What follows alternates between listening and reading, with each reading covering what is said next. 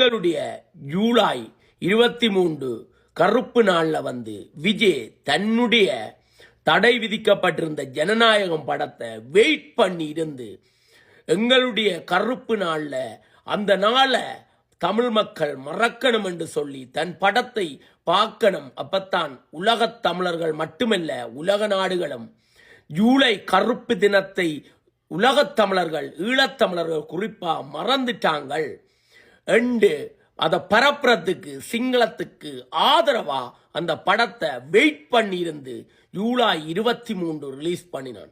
அவன் எதிர்பார்த்த மாதிரியே ஈழத்தமிழர்கள் திரண்டு சென்று அவன் படத்தை பார்த்தார்கள் சினிமா மோகத்துல. இதுதான் அவனுக்கு வேணும். அவன் காங்கிரஸோட சேர்ந்து நின்று இதைத்தான் பண்ணுவான், இதுக்கு மேலையும் பண்ணுவான் என்றத திட்ட தெளிவா எனக்கு தெரியும். விஜய் என்பவன் மிகப்பெரிய ஒரு துரோகி. என் இனத்துக்கு எந்த நல்லதும் அவன் செய்ய போறதும் இல்லை. அவன் தீங்குதான் இழைப்பான். அதுக்கு ஒரு உதாரணம் தான் இது. வெயிட் பண்ணி இருந்து அவன் வெளியிட்டான். ஈழத்தமிழர்கள் 1.5 லட்சம் மக்கள் இடம்பெயர்ந்து இந்த 35 வருட போராட்டமே அந்த 83 கலவரம் இந்த வலிய மறைக்கணும் என்று தன் மீது உள்ள மோகத்துல தமிழர்கள் எல்லாம் திரண்டு தியேட்டருக்கு போவாங்க என்று தெரிஞ்சுதான் அவன் செய்தான். இது காங்கிரசும் அவனும் சேர்ந்து செய்த சூழ்ச்சி, துரோகம்.